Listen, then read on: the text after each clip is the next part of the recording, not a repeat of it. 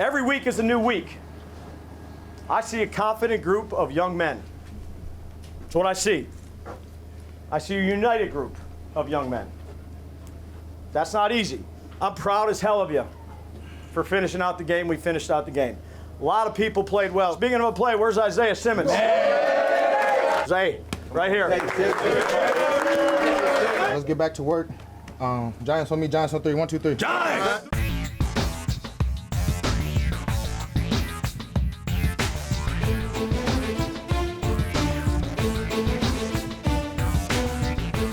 The Giants pick up win number 2 on the season as they win in Seattle against the Seahawks. And we welcome you to the Coach Daboll Show presented by Ford. I'm Bob Papa. Big show lined up for you. It's the Giants and Bengals on Sunday Night Football. Carl Banks will go to the coach's tape with strategy. We'll have extra effort, and we'll take a look back at the sounds of the Giants win in Seattle. But as always, we're joined by the head coach of the New York Giants, Brian Daboll. And Coach, obviously still a lot of things to learn from, but it's always fun to learn off a win, isn't it? Yeah, absolutely. That's why you do this, is to try to win these games and to get the results that you're looking for after you put in all the hard work. You know, there's been improvement from week to week, but it was good to see, the guys get that win and see them in the locker room afterwards. Coach, the one thing that I just noticed about the team was the focus. As you said, they've been gradually getting better, right? And you said last week there are no moral victories, but the way the team locked in, there was no procedural penalties in a hostile environment. That had to let you know that this team is really taking the next step. Yeah, I think that's the definition of discipline. You know, you go on the road in that environment, which was an unbelievable environment. We've played there before. It's a hard place to play, and you practice it all week. You do everything you can as a coaching staff to get them ready to play in an environment like that where it's so loud, particularly on the offensive side of the football. And, they showed a lot of discipline to not have any pre-snap penalties. The communication was good, the alerts. We did a fair amount of checking that game, and I thought the quarterback handled it real well, and the 10 guys around him did as well. Coach, handling adversity. First offensive snap, Daniel stumbles, Andrew Thomas recovers it. So now you got to go even further, and then the drive goes 10 minutes, and then you don't score. Yeah. Conversely, they get the score back. Talk about your team's resiliency. Kind of reminded me of the Cleveland game with the way that started. Yeah, I thought the same thing as that play unfolded.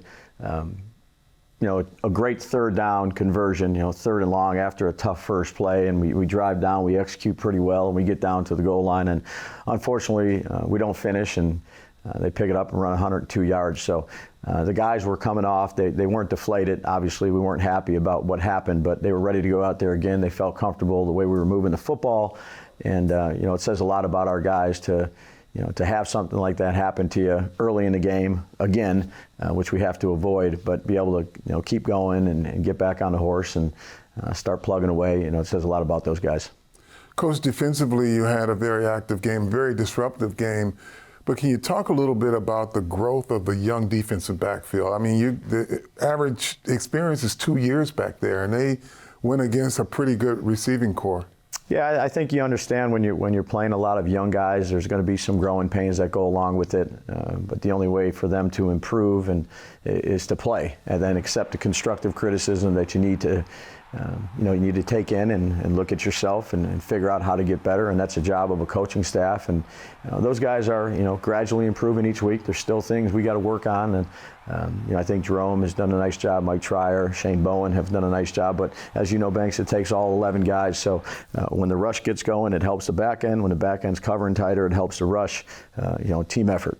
Speaking of the young guys, your 2 running backs now, obviously Tyrone Tracy had a huge game. But the thing that jumped out at Carl and I as we were watching from the booth, they did a pretty good job in pass protection. Yeah, again, I think Joel Thomas has been a great addition to our staff, our running back coach, and really demands a lot from those guys in that area. And it definitely showed up. They did a good job first identifying who they have to block. That's the first thing they have to do, and they did a good job with the communication process. And then go in there and put your face in the fire, and both of them did that. I thought Gray did a great job, particularly on third downs for us there, and gave us some chances for us to throw the football. And both of them were ready, eager for their opportunity. I thought they made the most of it. Let's move on to this week's game against Cincinnati. And obviously, Joe Burrow, they don't have the record that they want, but he's been dealing, especially last week against Baltimore. You've gone against him from your time in Buffalo. You've experienced what they can do offensively. What makes them so dynamic? Well, it starts there at that quarterback position, and he's one of the best ones in the league. And he's got some really good pieces around him. Start with number one there, Chase, who's as good as they get. So you add Higgins with him. You got two premier perimeter type players and a quarterback that knows where to go with the football. He can throw with different arm angles. He's got great vision of the field, and two guys that can create separation and get open. When you have those type of pieces, that makes for a difficult challenge. Coach, traditionally they've been disruptive defensively. Their sack numbers aren't where they normally would be.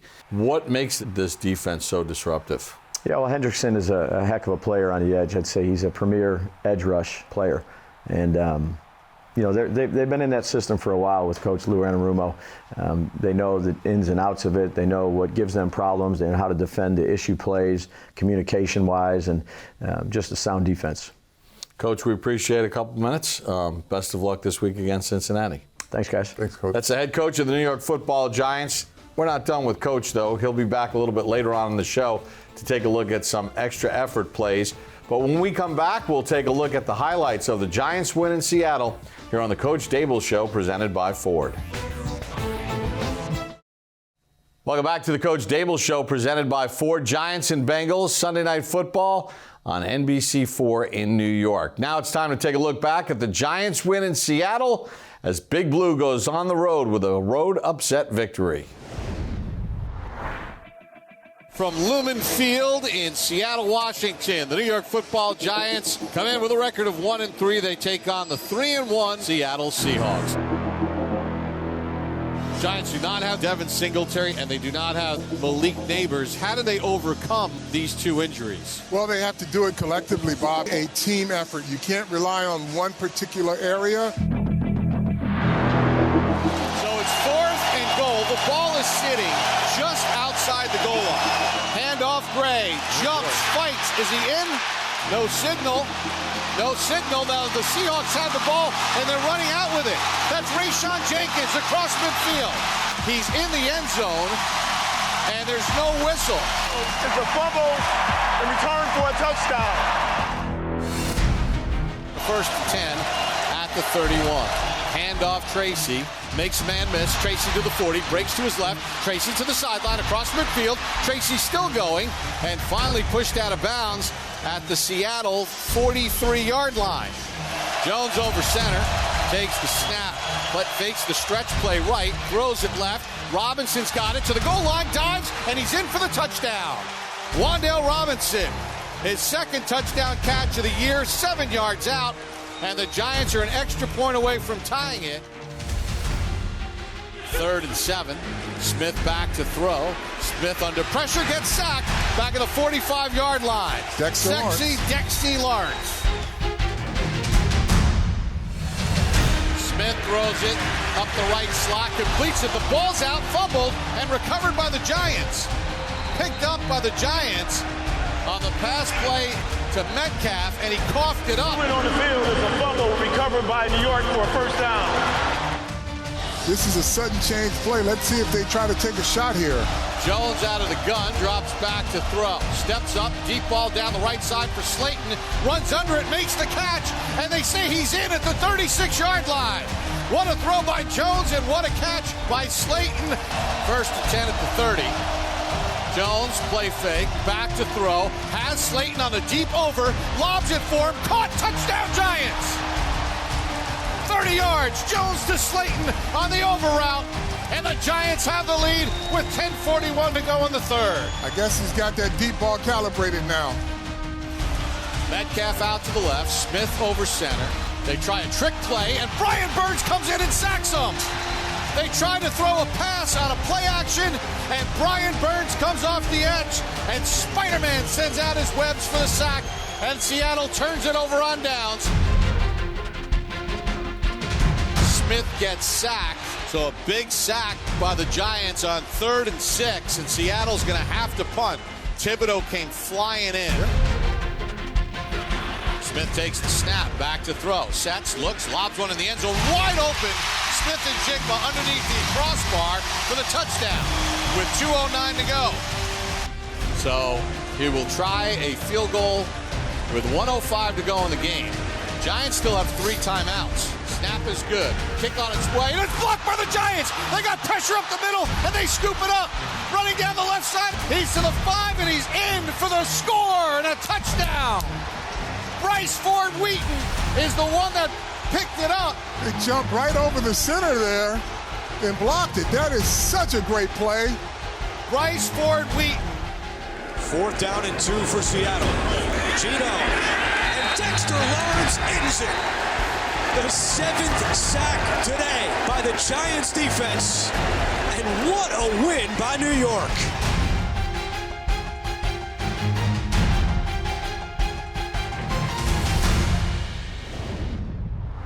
We got much more to come. Just getting started here on the Coach Daboll Show, presented by Ford. You're going to earn that paycheck today. You're going to have to earn that paycheck against me.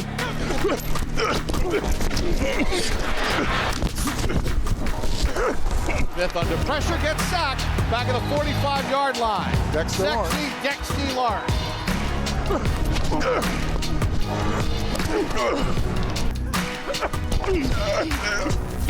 Smith gets sacked, so a big sack by the Giants on 3rd and 6. These numbers give me chills. I'm ready. Come on.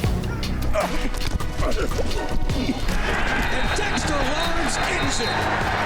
The 7th sack today by the Giants defense. Dexter Lawrence with a huge game for the Giants in Seattle. 3 sacks as we welcome you to the Coach Daboll Show, presented by Ford. Now over to the auditorium for extra effort. Coach, obviously you're pleased with the competitive effort that led to a victory, but there were a few plays here that just went above the X's and O's. Yeah, take a look at this first play. It's a direct run to Tracy here, but you really see, what you need to do offensively to have a good play. We moved Wan'Dale. We set up a little formation over here and shifted him to try to get an idea of what was going on. And Witherspoon stayed over to the field. We had an alert play, as you can see. Daniel's communicating, so we get the look that we want. And he does a good job of, 1, setting the table of deciding which play we need to run.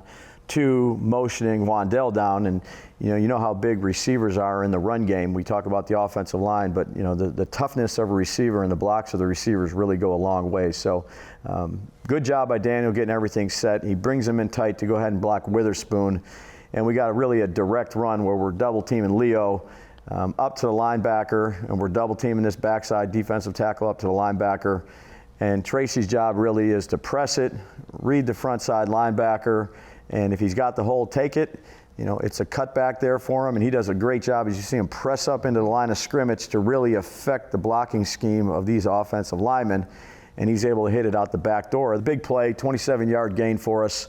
Coach, can you go back just a little bit? Because when you talk about pressing the hole, you see the linebacker on the front side here. He's waiting, and he has to commit to this because if he's impatient and jumps out, the backer never goes in. That's exactly right. And it's a tougher block now for these 2 guys that are working in combination and really puts it into one-on-one blocking. And if he just turns his shoulders and falls back, Baker's probably in the hole. It's probably a 1-2, maybe a little bit more than that. But really the detail of the press by the back allows these guys to do their job better.